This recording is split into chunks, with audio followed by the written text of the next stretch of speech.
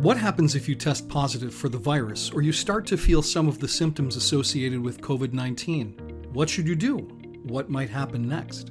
First of all, MIT is here to support you no matter your situation. MIT medical and support resources, including the COVID support team, student support services, and GradSupport, stand ready to help you.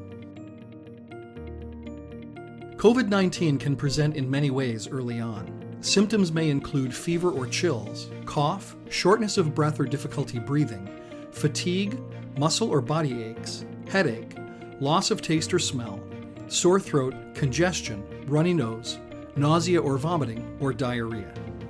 If you are concerned about symptoms you are experiencing, call MIT Medical's COVID-19 hotline at 617-253-4865 to speak with a clinician and get advice about what to do next. If you are diagnosed with COVID-19 by MIT Medical, you will likely be moved to the on-campus support residence, which is Eastgate Apartments, Building E55, which has been dedicated specifically for students who test positive for COVID-19. Graduate residents in certain houses may be temporarily relocated to a designated isolation space within their residence hall or may isolate within their apartment depending on the unit type. But don't worry, you will receive direct guidance about where to go and what resources are available to you. Food will be delivered to your room, and you will be in regular contact with MIT medical staff who will monitor your condition. Should you require a higher level of care or hospitalization, MIT Medical will coordinate with public health authorities and hospitals to make arrangements. And the COVID support team will work with people who need to know and who you want us to inform so they are aware of what's going on. However, as many as 40% of Americans diagnosed with COVID-19 will present no symptoms. So if you only carry the virus, special care must be taken to limit the potential for you to spread the virus to other people. First, you will need to move to the designated isolation space in your residence hall or to the Eastgate support residence to avoid exposing other residents to the virus.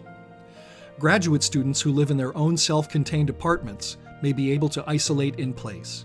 Students living in family housing may request to be relocated to an available isolation space. You will be required to remain in your room, and you may not leave the designated isolation area of the building unless you need to visit MIT Medical for testing or care. All meals and packages will be delivered to you, and the COVID support team will make sure you have everything you need. MIT Medical will work with you to make sure anyone you had significant contact with is aware that they may have been exposed to the virus. Based on CDC guidelines, asymptomatic individuals should remain in isolation for 10 days. Symptomatic positive individuals need to isolate for at least 10 days and have resolution of fever for at least 24 hours, without the use of fever-inducing medications and with improvement of other symptoms. Also, isolation areas are closed to visitors for your protection and for theirs. If you are an undergraduate and belong to a pod, you cannot see or be visited by your podmates until MIT Medical gives you the all clear. Don't worry though, you will receive lots of support from staff, including the COVID support team, who can help you stay in contact with other students if you wish. Once you are cleared to leave isolation, you may rejoin your podmates and resume the new normal of on-campus life, including face coverings and physical distancing. No one expects to contract an illness, but the COVID virus is easily transmitted and can spread quickly, even in healthy college-age people. The policies now in place are intended to protect you and your fellow students, and MIT takes them very seriously. MIT will monitor conditions and compliance to ensure that everyone is doing their part to limit the spread of infection. Any student who is not following MIT's COVID-19 policies may be referred to the Committee on Discipline and possibly removed from campus housing.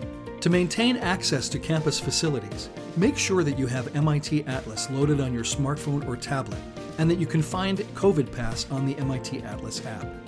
COVID Pass and your MIT ID are the keys to getting tested and accessing your residence and other on-campus spaces.